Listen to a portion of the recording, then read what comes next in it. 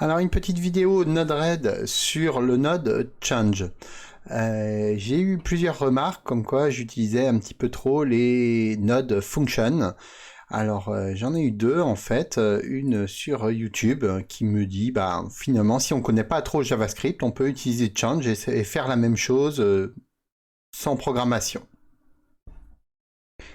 Et une autre remarque sur le forum Home Assistant en français, qui me dit que même on perd en performance si on n'utilise pas le node change. Alors c'est vrai que c'est pas quelque chose que je faisais avant, hein, merci pour ces remarques.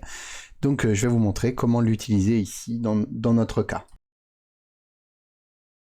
Donc, je vais commencer par remplacer cette fonction. Donc si c'est à on, on envoie true, si c'est à off, on envoie false. Alors pour ça, je vais mettre le node change.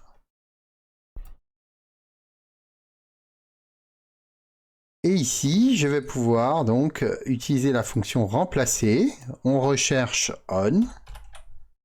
Donc ça, c'est une valeur alphanumérique. Et on va envoyer true. Donc ça, c'est un booléen. Ensuite, ici, on a un petit bouton ajouter pour ajouter une deuxième règle. Et là, on va faire remplacer également. Si c'est à off, on va renvoyer false. Alors c'est vrai qu'on peut vraiment cliquer partout avec ça, c'est parfait. Les petites démonstrations, même si vous ne voyez pas le bouton.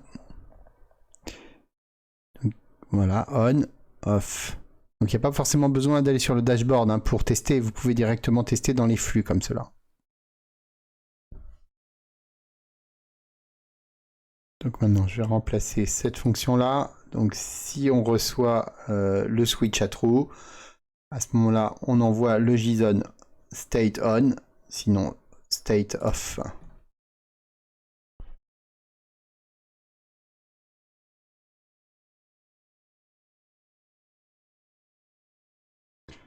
Donc là j'ai un type JSON, je peux l'éditer ainsi. Donc là si je vais dans mes MQTT Explorer, je peux récupérer le JSON directement. Là je le veux à on. Voilà, c'est très simple.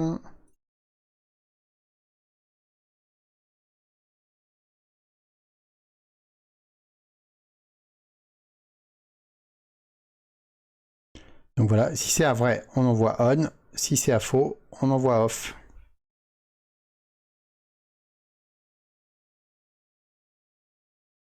Alors j'ai pas mis ma caméra, mais je peux vous assurer que ma LED s'allume. Allez, j'ai gardé le plus compliqué pour la fin.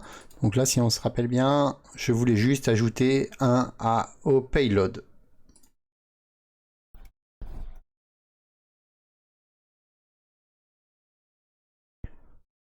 Donc il est également possible de faire des calculs avec la node change.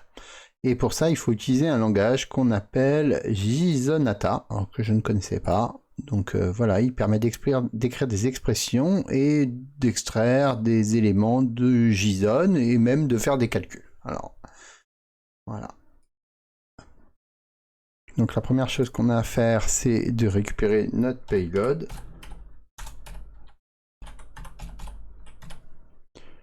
Et on va lui ajouter un, mais ça va pas aller parce que ça c'est une chaîne de caractères.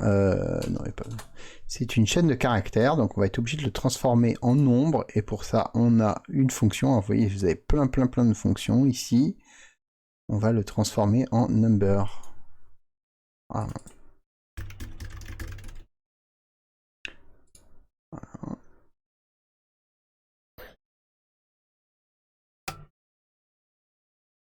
Et voilà, ça fonctionne à nouveau. Maintenant, j'utiliserai plus facilement les node change plutôt que les functions, c'est promis. Donc merci aux deux personnes qui m'ont signalé ce problème.